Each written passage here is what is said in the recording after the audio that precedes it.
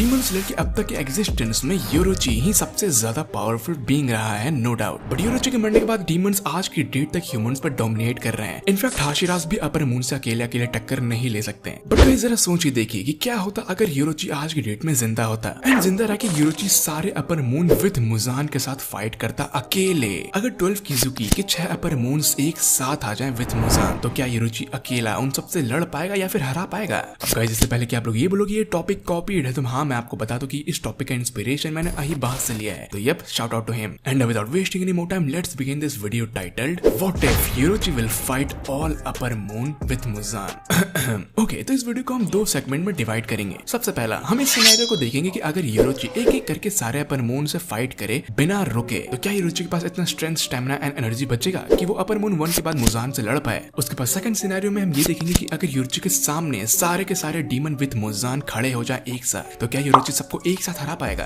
Okay, तो time waste किए बिना सबसे पहले सिनेरियो पे आते हैं, योरोची वर्सेस डाकी एंड ग्योतारो। अब डेफिनेटली गाइस, डाकी के अंदर जो मुजान के सेल्स थे वो कांप उठे थे जब उसने तांजीरो के इयररिंग्स देखे थे, जो कि मुजान के सेल्स को लगे कि ये तो योरोची है। तो गाइस, आप इसी बात से अंदाजा लगा सकते हैं कि क्या होगा अगर योरोची सच में उसके सामने आके खड़ा हो जाए। डाकी की फाइटिंग इंस्टिंक्ट पूरी की पूरी खत्म हो जाएगी और यहाँ पर फाइट शुरू होने से पहले ही डाकी हार जाएगी और अब अपीयर होगा ग्योतारो। अब अगर हम एक रियलिस्टिक सिनेरियो में बात करें तो एक हाशिरा कैजुअलिटीज होने से पहले ही उसको एलिमिनेट करना चाहता है, जैसे कि टेंगेन यूजुई कर रहा था। जैसे कि टेंगेन यूजुई ने ये देखा कि डाकी के अंदर से कोई और डीमन निकल रहा है, तब उसने ट्राई किया कि वो उसका सर उसी वक्त काट देगा। योरोची भी कुछ ऐसा ही करेगा एंड सबसे रियलिस्टिक सिनेरियो में योरोची ऑन द स्पॉट ग्योतारो को सर काट देगा। बट चलिए सोच लेते हैं कि हाँ, ग्योतारो उस वक्त बच जाएगा, बट स्टिल ग्योतारो ज्यादा टाइम तक सर्वाइव नहीं कर पाएगा। हालांकि योरोची, डाकी एंड ग्योतारो दोनों का सर एक एक दो बार काट देगा, लेकिन बाद में उसे ये रियलाइज होगा कि इन दोनों का सर एक साथ काटना है। और हाँ, ये करने में योरोची को ज्यादा टाइम नहीं लगेगा, क्योंकि हम ये बात भूल रहे हैं कि डाकी तो बिल्कुल ही गिर चुकी है, लड़ खाली ग्योतारो रहा है। एंड अल्टीमेटली बिना किसी डिफिकल्टी के साथ योरोची इन दोनों को ही हरा देगा।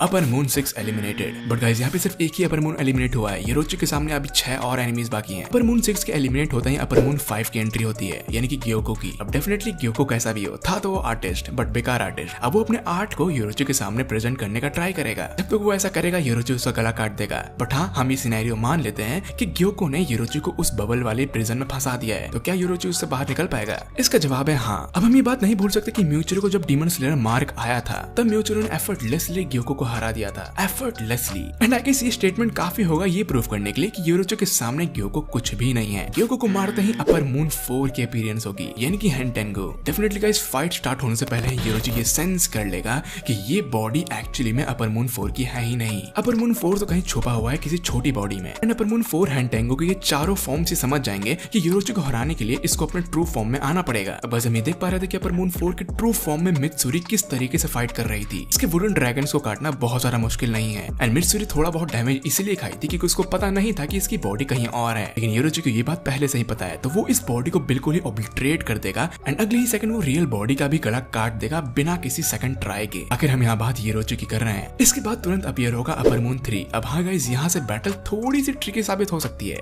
ऑफ कोर्स, आफ्टर ऑल योरोची भी एक इंसान है, उसको भी चोट लग सकती है, उसको भी दिमाग लगाना पड़ेगा। एंड अल्टीमेटली अकासा का सर काटते ही अकासा तुरंत नहीं मरेगा, क्योंकि ऑफ कोर्स हमने ये मांगा में देखा है कि जब तांजीरो एंड ग्यू अकासा का सर काट दिए थे तो भी अकासा अपना सर रीजनरेट कर रहा था। लेकिन योरोची इस चीज को बहुत ही इजीली काउंटर कर सकता है। All you have to do is उसको कुछ सेकंड्स के अंदर अकासा के सर के 1000 टुकड़े करने होंगे। एंड अगर आप लोग ये आर्ग्यू करोगे कि ऐसा कोई कर ही नहीं सकता, तो मैं आपको बता दूं कि योरोची ऐसा कर सकता है। जब योरोची मुजान को हराया था तब मुजान ने अपने बॉडी के 1800 टुकड़े कर लिए थे, जिसमें से 1500 टुकड़े योरोची ने ऑन द स्पॉट डिस्ट्रॉय कर दिए थे कुछ मिली सेकंड्स के अंदर। तो यहाँ पे अकासा भी एलिमिनेट हो चुका है। अब आएगा अपर मून 2 डोमा। अब डोमा से लड़ते समय एक्चुअली में योरोची को थोड़ा सफर करना पड़ सकता है, क्योंकि यहाँ पे डोमा क्रायोकिनेसिस यूज करता है, यानी कि वो क्रायो एलिमेंट को मैनिपुलेट कर सकता है, क्रिस्टल्स बना सकता है। बट इतना ही नहीं, वो पॉइजनस गैस भी छोड़ता है, जिससे कोई भी डीमन स्लेयर सांस नहीं ले सकता। और बिना ब्रीदिंग स्टाइल के कोई डीमन स्लेयर ब्रीदिंग स्टाइल कैसे यूज करेगा? लेकिन गाइस, हमने ये चीज देख ली कि किसी भी डीमन स्लेयर को ब्रीदिंग स्टाइल परफॉर्म करने के लिए सांस लेने की जरूरत नहीं है। अगर किसी भी ट्रेंड हाशिरा के अंदर थोड़ी सी भी सांस बची होगी तो उसे कोई भी मूव परफॉर्म कर सकता है। और ये हमने म्यूचिरो को करते हुए देखा था, जहाँ पे म्यूचिरो ने एक बहुत ही अच्छा अटैक किया था सांस रोक के भी। तो ये योरोची के पास सिर्फ 1 या 2 ही चांस होंगे डोमा का सर काटने के लिए, बट हाँ, योरोची कभी मिस नहीं करेगा। डोमा को डिफीट करते ही आएगा अपर मून 1, यानी कि योरोची का भाई, यानी कि कोकोशिबो। हम गाइस रियलिस्टिकली बात करें तो इस फाइट को मुझे एक्सप्लेन करने की जरूरत नहीं है, ये फाइट ऑलरेडी हो चुकी है। लेकिन अगर आप लोग ये आर्ग्यू करोगे कि उस वक्त के कोकोशिबो और आज के कोकोशिबो में जमीन आसमान का फर्क है, तो मैं आपको ये बता दूं कि उस वक्त की कोकोशिबो ने योरोची से फाइट की थी जब योरोची बिल्कुल बूढ़ा था और वो मरने वाला था। और तब भी यूरोची ने कोकुशिबो को डिफीट कर दिया था।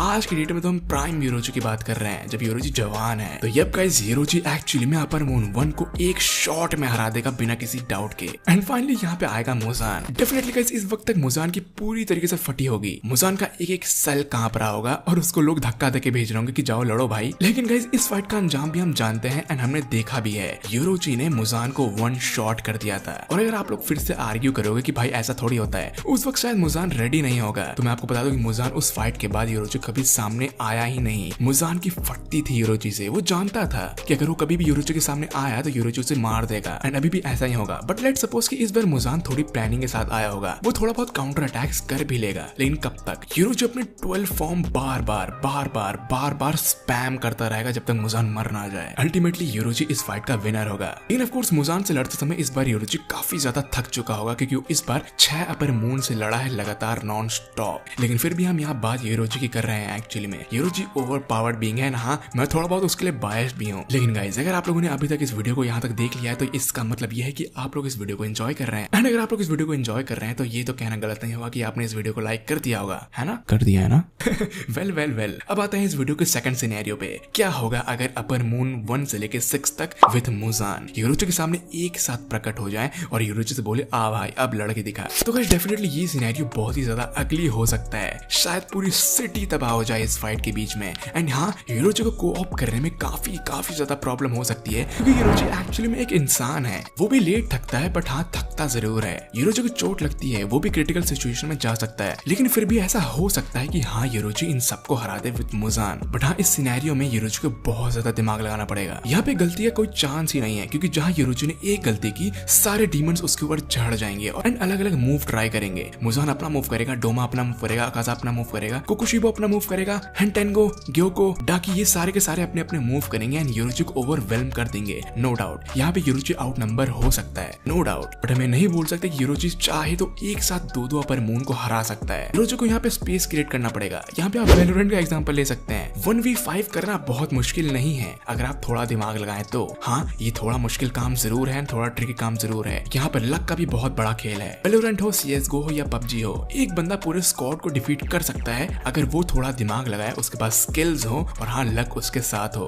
बट हाँ, जहाँ आपने एक गलती की आप खत्म, आपको कोई और मौका नहीं मिलेगा। And that's exactly what going to happen in this fight. Yoriichi को एक्चुअली में 1v6 क्लच करना पड़ेगा। लेकिन सवाल उठता है कि क्या यूरोची ये कर पाएगा? अब गाइस, जहाँ तक मैं यूरोची को जानता हूँ, यूरोची सन ब्रीदिंग का यूज करके उनकी रीजनरेटिव कैपेबिलिटी को कम कर देगा। यूरोची एक साथ ही बैटल नहीं जीत सकता, उसको एक एक करके किसी डीमन को हराना पड़ेगा, उसको अपने लिए स्पेस क्रिएट करना पड़ेगा। बट हाँ, ये पॉसिबल है, यूरोची इन सबको एक साथ हरा सकता है। लेकिन हाँ, फिर भी मैं ये कहूंगा कि ये सिनेरियो 60-40% है। 40% यूरोची हार जाएगा एंड 60% यूरोची जीत जाएगा। वेल गाइस, आफ्टर ऑल आपका इस बारे में क्या ख्याल है मुझे नीचे कमेंट सेक्शन में जरूर बताइएगा। आप लोग का ओपिनियन बहुत ज्यादा मैटर करता है इस फाइनल सिनेरियो के बारे में। आप लोग नीचे कमेंट सेक्शन में इस चीज पर डिस्कस करें एंड हाँ, मैं आपके कमेंट्स पढ़ूंगा एंड ये डिसाइड करूंगा कि आप में से कौन सही है एंड कौन गलत। मैं रिप्लाई भी करूंगा। एंड हाँ गाइस, अगर आपने ये वीडियो यहाँ तक देख लिया है, दैट मीन कि आप लोग मुझसे प्यार करते हो।